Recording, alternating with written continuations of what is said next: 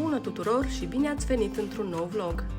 Astăzi vizităm un colț mai puțin cunoscut al Belgiei, dar absolut spectaculos pentru iubitorii de natură, istorie și trenuri. Ne aflăm în sudul Valoniei, în provincia Namur, în localitatea Marienburg. De aici pornește una dintre cele mai autentice experiențe feroviare din Europa, celebra linie turistică a Chemin de fer à vapeur de Trois Vallées, cunoscută drept calea ferată cu aburi a celor trei văi. De ce autentică? Pentru că Belgia a fost printre pionierii căilor ferate continentale europene, inaugurând în 1835 prima linie feroviară publică de pe continentul european între Bruxelles și Mechelen. Astăzi vom parcurge întreaga rută turistică de aproximativ 14 km din Marienburg până la Tren. Vom descoperi peisajele spectaculoase ale văii Viroanului și vom vizita unul dintre cele mai impresionante muzee feroviare din Belgia. Marienburg este un orășel liniștit aflat foarte aproape de graniță cu Franța. În trecut, această zonă avea o importanță strategică pentru transportul de cărbune, lemn și produse industriale. Atracția principală este depoul istoric al căilor ferate turistice. Aici sunt întreținute locomotive cu abur și diesel restaurate de voluntari pasionați. Linia turistică pe care călătorim astăzi a fost creată în 1973 pentru a salva patrimoniul feroviar belgian și este astăzi cea mai mare cale ferată muzeu din Belgia. În fiecare an, Societatea Căilor Ferate a Trenurilor cu Abur din cele trei văi organizează un festival al aburilor. Anul acesta, festivalul va celebra 53 de ani de funcționare. Această cale ferată nu este doar o atracție turistică, ea reprezintă o parte importantă din istoria industrială a Belgiei. În anii de glorie ai transportului feroviar, locomotivele cu abur transportau mărfuri și pasageri prin această regiune. Odată cu modernizarea rețelei, multe locomotive urmau să fie casate. Din fericire, pasionații de istorie feroviară au intervenit și au salvat zeci de exemplare care pot fi admirate și astăzi. Este uimitor să vezi cum o mână de oameni întrețin acești coloși, la locomotive mă refer, care cântăresc între 20 și 80 de tone și fiecare dintre ele are o istorie aparte, unele dintre ele provin din Franța, altele din Belgia și unele dintre locomotivele diesel au fost folosite pentru transportul public feroviar din 1965 până chiar în 2004.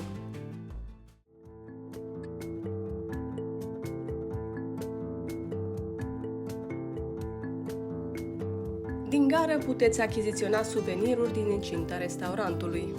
Totul pare să te ducă cu gândul în trecut, totul are tematică de trenuri până și băncuțele pe care vă așezați și suportul pentru meniul restaurantului.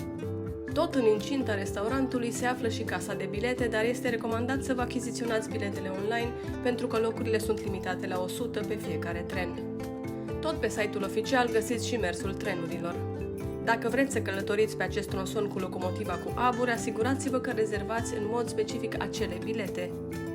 În orarul de pe site veți vedea că sunt mai multe călătorii cu locomotivele diesel decât cu locomotive cu aburi. Și acum este momentul mult așteptat. Urcăm în vagoane și pornim într-o călătorie care pare desprinsă din alt secol. Primele minute sunt magice. Sunetul ritmic al roților pe șine și norii de abur creează o atmosferă pe care trenurile moderne nu o mai pot reproduce.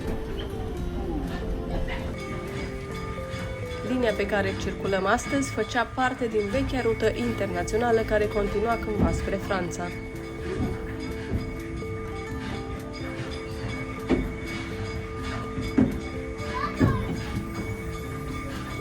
Traseul urmează una dintre cele mai frumoase regiuni naturale din Belgia.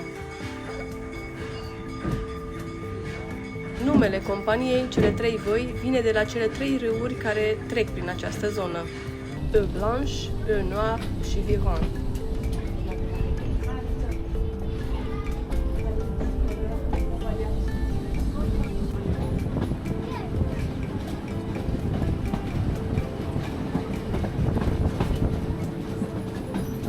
Pe măsură ce trenul înaintează, lăsăm în urmă câmpurile și intrăm într-un peisaj dominat de păduri, iarburi și sate pitorești.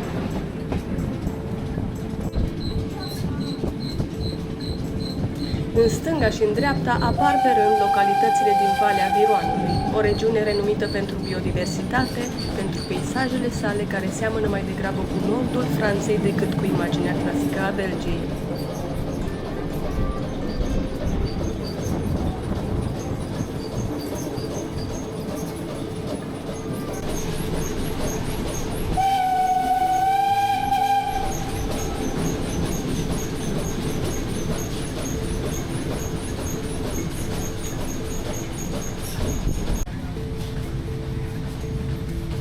Linia trece prin apropierea localităților Nîmes, Aulnoy-sur-Viroin și Vierzles-sur-Viroin, oferind priveliști superbe asupra râului și asupra stâncilor calcaroase care definesc regiunea.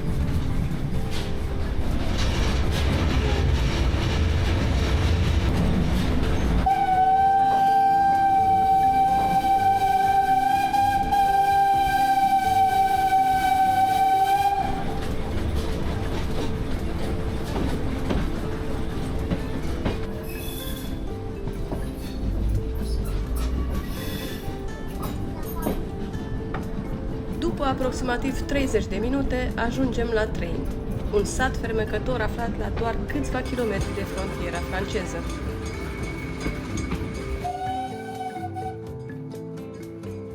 Train este cunoscut în Belgia drept satul muzeelor, deoarece găzduiește mai multe instituții culturale importante. Dar pentru noi, vedeta este fără îndoială Muzeul Căii Ferate cu Abur.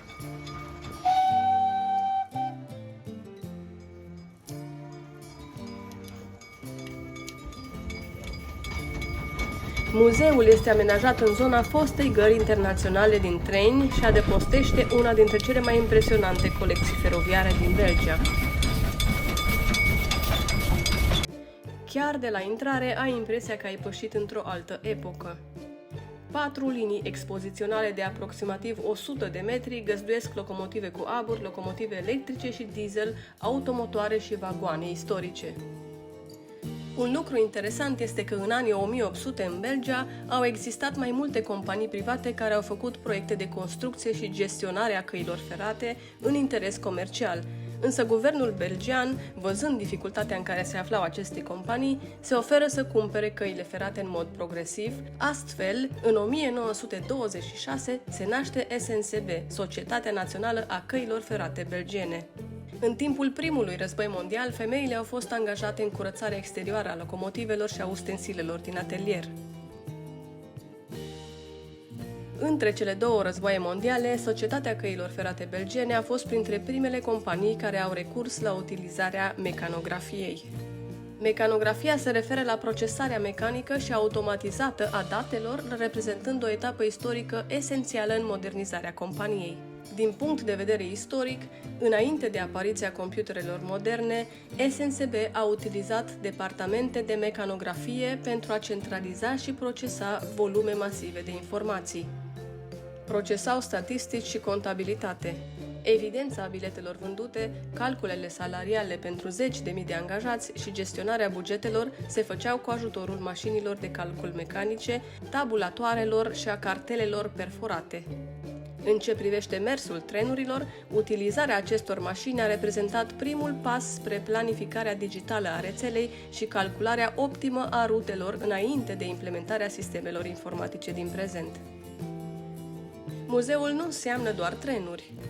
Există vitrine tematice dedicate uniformelor feroviare, inclusiv a chipiurilor, unde puteți vedea chipiuri din întreaga lume. Am găsit inclusiv chipiul CFR, doar că este din epoca de dinainte de 89.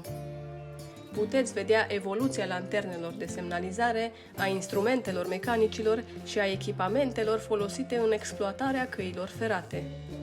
Un alt lucru interesant este în legătură cu insignele istorice ale SNCB, în special roata naripată, din care s-a inspirat chiar și CFR-ul. Cea mai veche locomotivă expusă datează din anul 1894. Unele dintre aceste locomotive au transportat generații întregi de călători și mărfuri prin Belgia.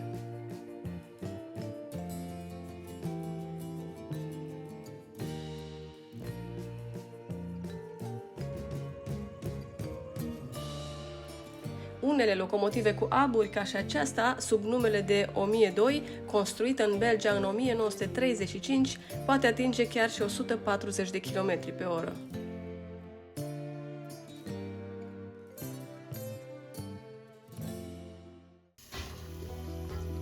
Vizita la Marienburg și Treni este mai mult decât o simplă plimbare cu trenul. Este o călătorie în istoria Belgiei, o incursiune în epoca de aur a locomotivelor cu aburi și o ocazie rară de a vedea patrimoniul industrial păstrat viu.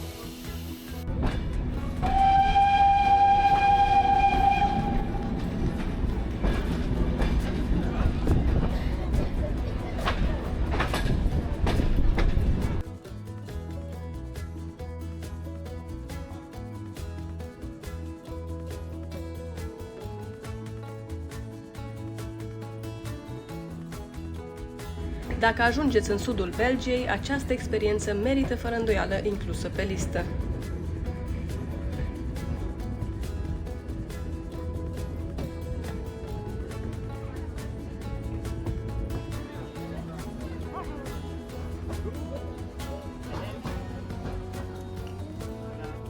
Veți descoperi peisaje superbe, sate autentice și una dintre cele mai frumoase căi ferate istorice din Europa.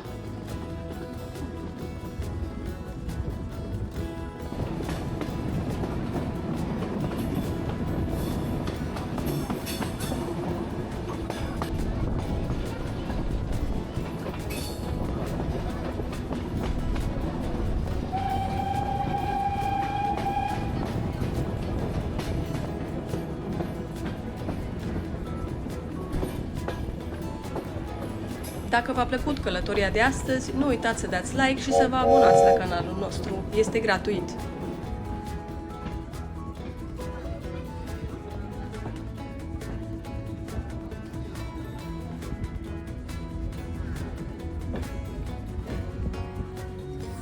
Vă mulțumim pentru vizionare. Ne vedem în următoarea aventură. La revedere și drumuri bune!